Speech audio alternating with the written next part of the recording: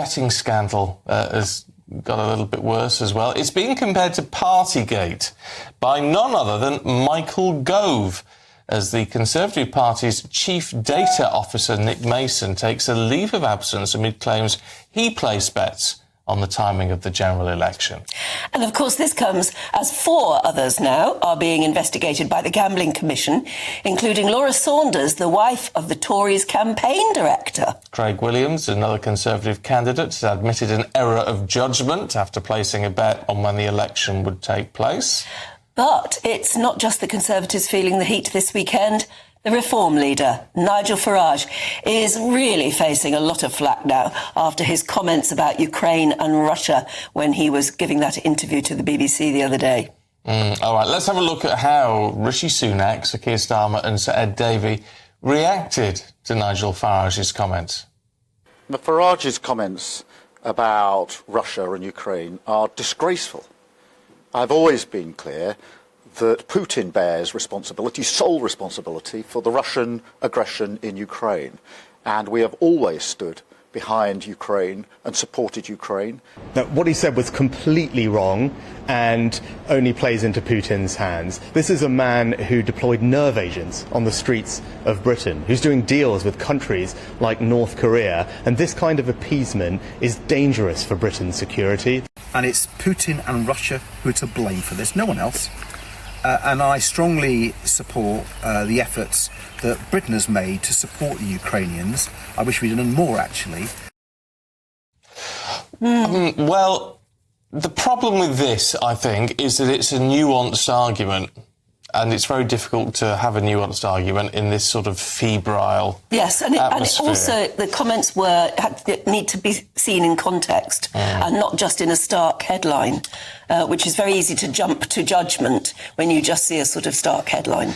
Yeah, interestingly, though, because a lot of people were posting it on Twitter yesterday, were Nigel, because in that interview Nigel talks about what he said in the European Parliament in 2013, 2014, and a lot of people posted that last night, so I had a good watch. And actually what he was saying then made a lot of sense. He was saying, and obviously that was off what was happening in Crimea, and saying, we need to be very careful. We're walking into a disaster. We're poking the bear. It will cause problems down the line. And here we are down the line. Well, in that sense, he's absolutely right. So it's very difficult to know exactly what's going on. He's done a big interview in the Mail on Sunday today, Nigel Farage has, in which he tries to give a bit more sort of context. And I think a lot of people will agree that it's not that he's an apologist for Putin in any way at all. He's just seeking to understand why we might have poked the bear. Yeah. All right, let's talk to political commentator Peter Spencer. I mean, the interesting thing, as we said, Peter, is it is actually quite nuanced. The problem Farage is going to have with all this is people who back him are going to double down on him and say, well, he's making a really fair point. But it's those waverers that could be put off, and that's going to be the problem for him.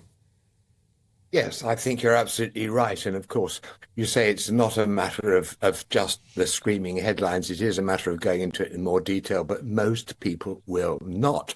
I mean, in my judgment, Farage has done himself absolutely no favours whatever with all this, simply because in Russia there is a settled position that Ukraine needed to be denazified because, of course, they have a totally controlled media. But in the rest of Europe and much of the rest of the world, the settled position is the only Nazi on the playground is actually Putin himself.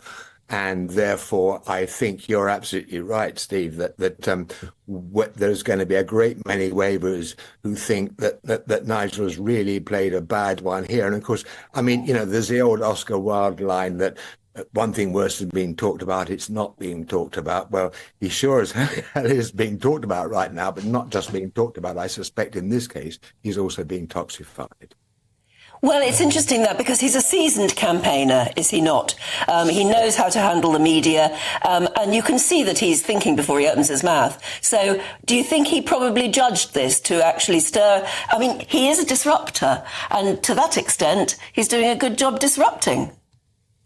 Yes, he certainly is, but at the same time, I think he would to be elected in Clacton, because if he isn't, he becomes Mr. Nowhere Mr. Nobody in political terms. But he also would like to have a fair few other seats if possible, and also after the election, which the consensus is that the Conservatives have lost and lost roundly. There is the idea that he would actually quite like to take over the Conservative Party. Well, I think certainly in the more centrist wing of the residue of the Conservative Party on July the 5th will regard him as totally bad news and will not want to go anywhere near him. I mean, of course, the interesting thing about all of this, I mean, from the Conservative perspective, at least, Peter, is, well, it's an excuse to have a go at someone else to try to distract from this ongoing betting scandal.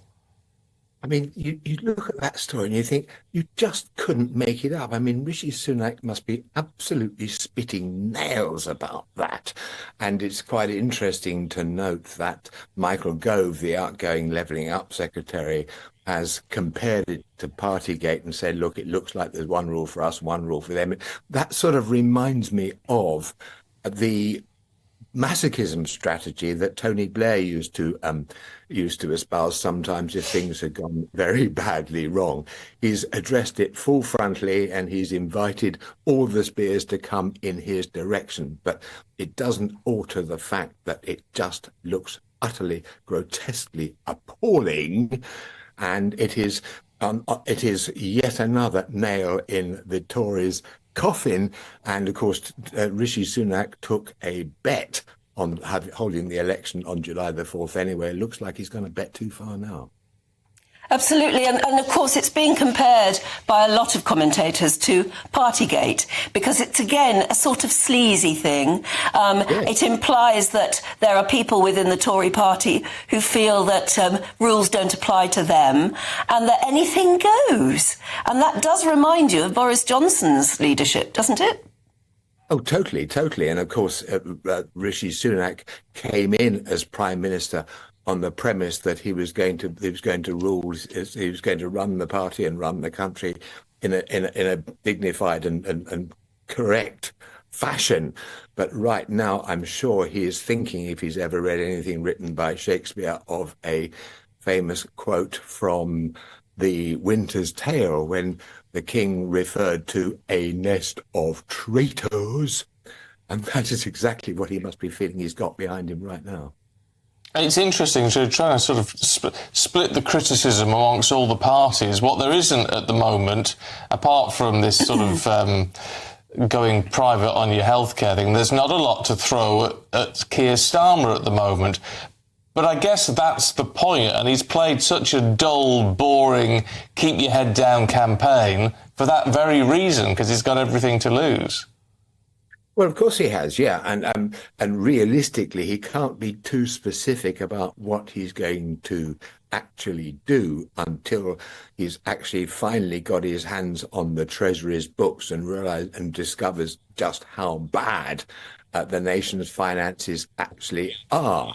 And so what he is offering, what he's in effect doing is betting the farm on economic growth, which will stem, he argues, from inward investment. And of course, there has been that charm offensive by Rachel Reeves, who, remember, is a former Bank of England economist, with the nation's top bosses to say, look, your money is safe in our hands. And indeed, there was a Times Chief Executive Officers Summit last week in which it became very clear that the consensus was that the top bosses did feel that after all the hiccups and the blunders and the total instability of the last few years, that here at last was an administration, yeah, as you say, Stephen, boring, but that's just what they want. They want things to be boring so they can plan for the long term.